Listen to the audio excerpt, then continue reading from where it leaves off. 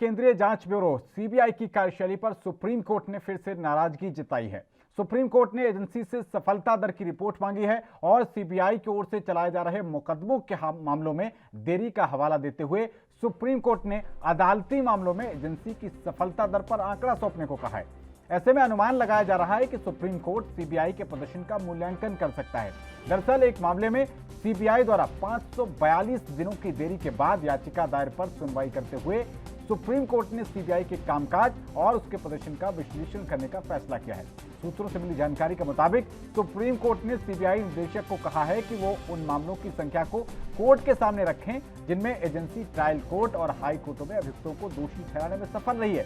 Court ने यह भी पूछा कि सीबीआई निदेशक कानूनी प्रक्रिया के संबंध में एजेंसी को मजबूत करने के लिए क्या कदम उठाए हैं या उठा रहे हैं।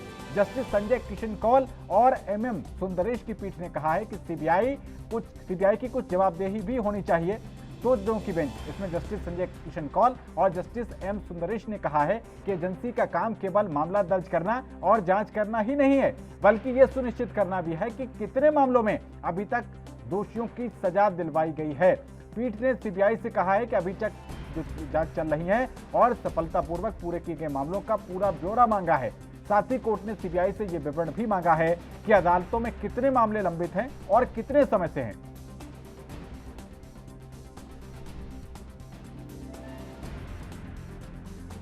तो सुप्रीम कोर्ट ने बड़ी चिंता जताई है और साफ तौर पर कहा है कि सीबीआई का काम सिर्फ जांच करना ही नहीं है, यह सुनिश्चित करना भी है अभी तक कितने मामलों में दोषियों को सजा मिल पाई। तो बड़ी टिप्पणी सुप्रीम कोर्ट की तरफ से, और सुप्रीम कोर्ट एक बार फिर सीबीआई की कार्यप्रणाली पर नजर रखे हुए है और नाराजगी जता रहा है, क्योंकि इससे पहले जो सीबीआई को पिंजरे का तोता बताया था वो भी सुप्रीम कोर्ट की तरफ से बड़ी टिप्पणी आई थी। उस वक्त रंजीत सिन्हा सीबीआई के डायरेक्टर थे और ऐसे में एक बार फिर से मोदी सरकार के कार्यकाल में ये बड़ी टिप्पणी सुप्रीम कोर्ट की सामने आई है। इसमें साफ तौर पर कहा गया है कि एजेंसी का काम केवल केस दर्ज करना और जांच करना ही नहीं है। मतलब जो केसों को लटकाया जा रहा है उसको लेकर सुप्रीम कोर्ट चिंतित दिखाई दे रहा है। सुप्रीम कोर्ट का साफ तौर पर यह कहना है कि सिर्फ मामला दर्ज करना और जांच करना इतना पर्याप्त नहीं है, बल्कि ये सुनिश्चित भी आप करिए कि कितने मामलों में अभी तक दोषियों को सजा मिल पाई। पीठ ने सीबीआई से अभी तक जो जांच चल रही है वो और सफलतापूर्वक जो उन्होंने केस क्लोज कर दिए हैं उन सबका पूरा डिटेल मांगी है, पूरा ब्यौरा मांगा है। साथ ही ये विवरण भी मांगा है कि अभी अदालत में कितने मामले पेंडिंग चल रहे हैं और कितने समय से हैं ये।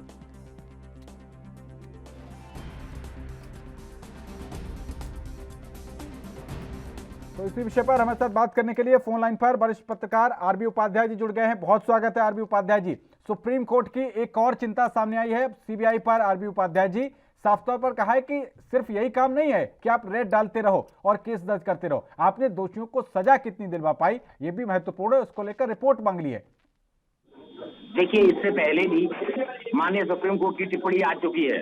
उन्होंने कहा था यही सीबीआई को पिंजड़े में बंद तोता है जी। तो जितनी भी संवैधानिक संस्थाएं हैं उनका कहीं ना कहीं अस्तित्व जिस तरीके से सत्ताधारी दल के नीचे नतमस्तक हो जाता है वो एक चिंता का विषय है और सुप्रीम कोर्ट समय समय पर यही चिंताएं जाहिर करता रहा है। राजनीतिक दबाव में सीबीआई जिस तरीके से काम करती है, जो भी केस होते हैं वो अपने अंजाम तक नहीं पहुंच पाते हैं। कईयों की तो आप चार्जशीट फाइल नहीं करते हैं जी। तो इस तरह का जो रवैया है उससे कोर्ट बार बार टिप्पणी करता है, लेकिन राजनीतिक हस्तक्षेप की वजह से सीबीआई अपने आप में सुधार नहीं ला पाती है। तो ये जनता भी देखती है, जो भी हमारे दर्शक हैं वो भी समझते हैं। और जो छवि बन गई है, चाहे वो पुलिस है चाहे वो सीबीआई है, जो संवैधानिक संस्थाओं की जो छवि है वो धूमिल हो रही है जी। और लोकतंत्र के लिए ये घातक है। इस तरीके से जो भी एजेंसियां हैं उन्हें निष्पक्ष होकर सत्ताएं आती रहेंगी जाती रहेंगी। आज आप सत्ता में, कल आप सत्ता में नहीं होंगे जी। लेकिन जो भी संवैधानिक संस्थाएं हैं उनको अपनी साख बरकरार रखनी चाहिए और जो भी दायित्व उन्हें सौंपा जाता है उस दायित्व का निर्वहन करना ईमानदारी के साथ, पूरी तत्परता के साथ बहुत जरूरी है, जिससे कि जो लोगों का विश्वास है वो कहीं ना कहीं जो संवैधानिक संस्थाएं हैं, जो जांच एजेंसियां हैं उनके प्रति बना रहे। और मैं देख रहा हूं कि जो भी जनप्रतिनिधि हैं या जो भी सरकार सत्ता में होती है उनके जो नेता होते हैं वो कानून को अपनी जेब में रखते हैं। वो कहते हैं संविधान हमारे लिए नहीं है, और ये मैं नहीं कह रहा हूँ, ये सार्वजनिक मंच से आप देखेंगे महाराष्ट्र में बोला गया कि कानून हमारे लिए नहीं है। तो अब क्या कानून आम आदमी के लिए होता है? क्या जांच एजेंसियां आम आदमी के लिए होती हैं? ये बहुत बड़ा प्रश्न चिन्ह इस तरह की एजेंसियों पर लगता है। लेकिन विडंबना ये है कि पूरा सिस्टम सुधारने की जरूरत है, कहीं ना कहीं रिफॉर्म की जरूरत है, चाहे वो सीबीआई है, चाहे वो इलेक्शन कमीशन है, या दूसरी जो भी संस्थाएं हैं।